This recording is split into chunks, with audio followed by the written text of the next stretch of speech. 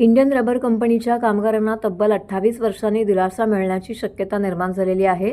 सहानुभूती म्हणून कामगारांना कंपनीकडून आर्थिक देणी मिळावी यासाठी आमची कार्यवाही सुरू असून कंपनीची जागा क्लस्टरसाठी घेण्यात आल्याने आयुक्तांनी देखील सकारात्मक भूमिका घेतली असल्याची माहिती आमदार संजय कैकर यांनी दिलेली आहे।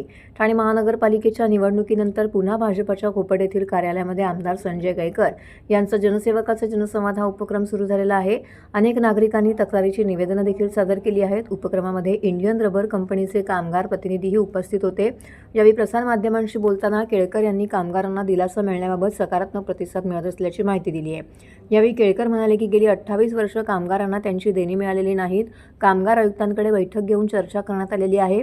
न्यायालयामध्ये दावा हरले असले तरी या कामगारांना सहानुभूती म्हणून त्यांची देणी मिळावी त्यासाठी कार्यवाही सुरू आहे।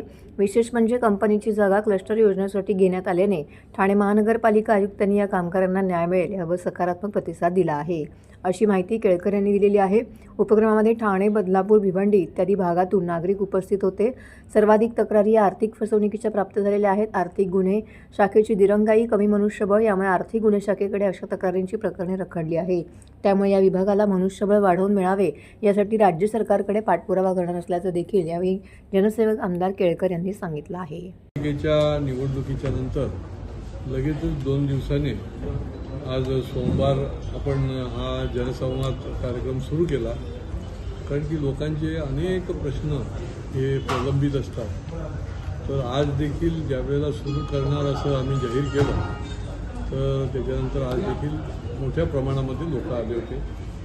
बदलापूर असेल, ठाणे असेल, भिवंडी असेल, असं निरनिराळ्या भागातलेही काही प्रतिनिधी आले होते। त्याच्यामध्ये फसवणुकीचं प्रकार जे झालेले आहेत ते लोक बरेच होते।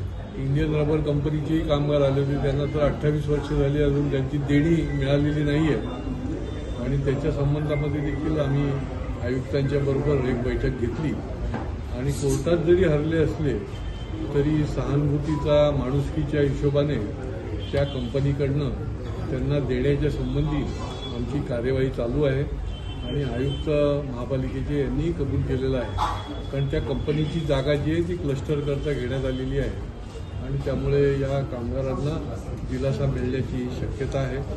फसवणुकीच्या संबंधी EOWमध्ये अनेक तक्रारी प्रलंबित आहेत। एक तर EOWची दिरंगाई, तिथली कमी असलेली मॅनपॉवर आणि त्याच्यामुळे वाढत असलेल्या तक्रारी फसवणुकीच्या, याच्यामुळे या संबंधामध्ये वरच्या स्तरावर, शासन स्तरावर मी विनंती करणार आहे की इथे इकॉनॉमिक ऑफेन्सच्या तक्रारी जसं सायबरच्या आहे तसे इकॉनॉमिक ऑफेन्सच्या वाढत चालल्या आहेत। त्याच्यामुळे इकडे अधिक लोकांची, अधिक अधिकाऱ्यांची गरज आहे, तर ती शासनाने देण्यासंबंधीमध्ये मी पुढच्या काळामध्ये पाठपुरावा करणार आहे।